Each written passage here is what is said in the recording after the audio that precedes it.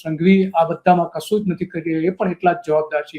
વડોદરા ભાજપના સાંસદે પણ ધમકી આપી હતી. બનાસકાંઠા ભારતીય જનતા પક્ષના પૂર્વ મંત્રી કેશા ચૌહાણે પણ આ જ પ્રકારે કહ્યું હતું. ભાજપના નેતા અવાડિયા અને ગણપત વસાવાની પણ આવી બાબતો સામે આવી છે. તો એની આજે આપણે ચર્ચા કરી હતી કે ભાજપ કેમ ધમકી ઉપર ઉતરી રહ્યો છે, કેમ સભાઓમાં લોકો નથી જતા, એટલા માટે ચૂંટણી હારી જવાની બીક છે એટલા માટે.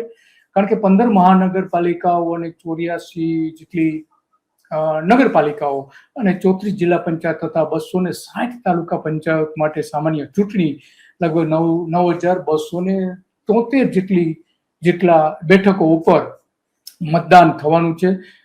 સાંજે પડઘમ શાંત થઈ જવાના છે. 26 એપ્રિલે રવિવારે મતદાન છે, એટલે લોકો મતદાન કરવામાં ઉમટી પડે એમ છે. કારણ કે જે રીતે પશ્ચિમ બંગાળમાં મતદાન થયું છે 90% ઉપર, તો ગુજરાતમાં પણ અપેક્ષા છે કે લોકો મોટા પ્રમાણમાં મતદાન કરે અને આ જે નેતાઓ જે ધમકીઓ આપી રહ્યા છે એની બોલતી બંધ કરી દે.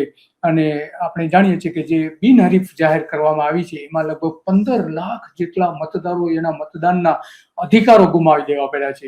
ગુજરાત સ્થાનિક સ્વરાજ્યની ચૂંટણી પહેલા જ 731 ઉમેદવારો બિનહરીફ જાહેર થઈ ગયા છે.